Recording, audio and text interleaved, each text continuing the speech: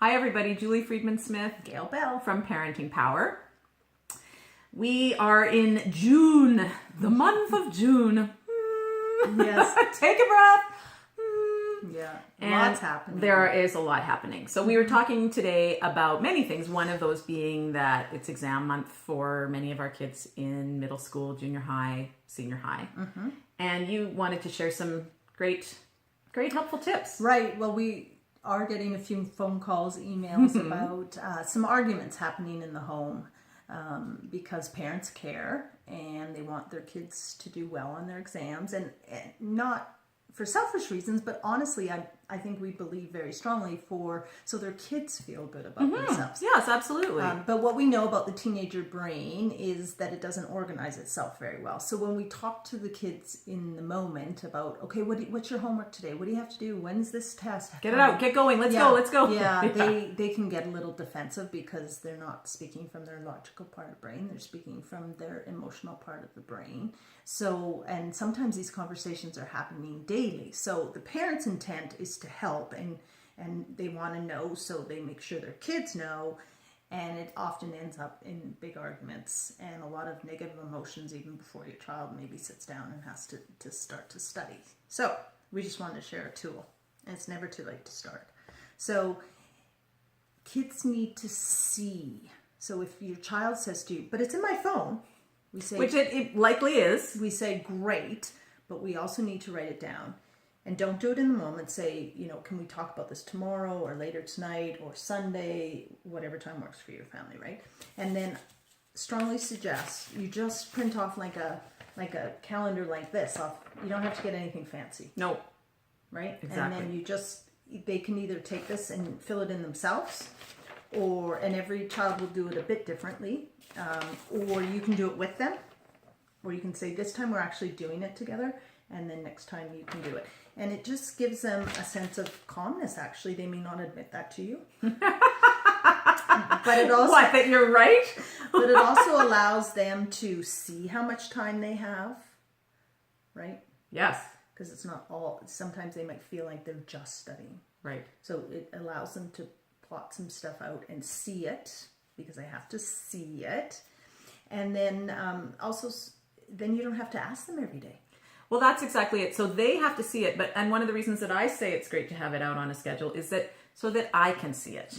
So it's great for you that it's in your phone, but then I have to come and say to you, can you tell me what you've got planned for today? Have you been doing this? Is this in your schedule? Natter, natter, natter, nag, nag, nag.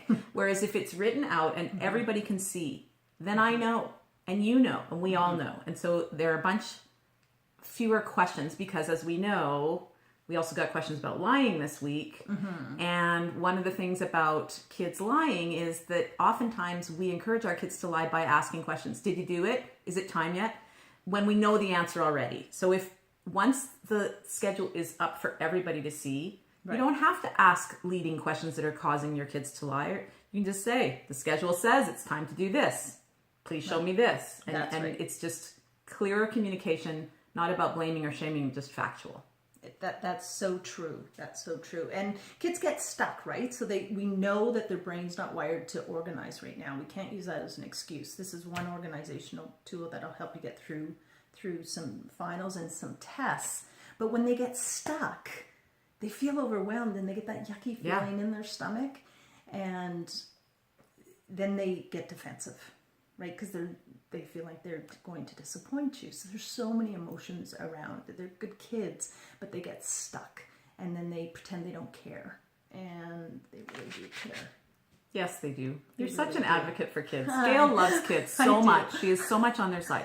I'm just, as you're talking, I was listening, but I was also thinking, this is an effective strategy for so many things. So yes, it's great for exams coming up.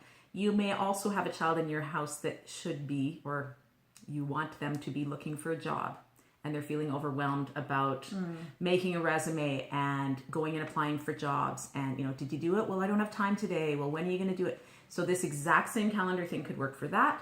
It could work for the chores that need to happen in the summer. It could work for the big, backpack and cubby clean out at the end of the year, where they're just organizing their notes that they need to keep and getting rid of other ones.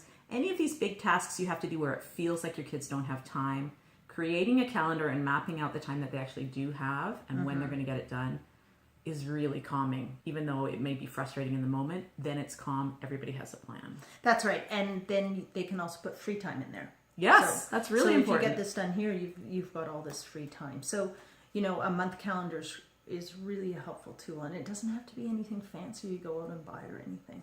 Our theme for June is there is always time. So this is one of the ways that we hope that you can share with your kids that there is always time for everything that needs to happen.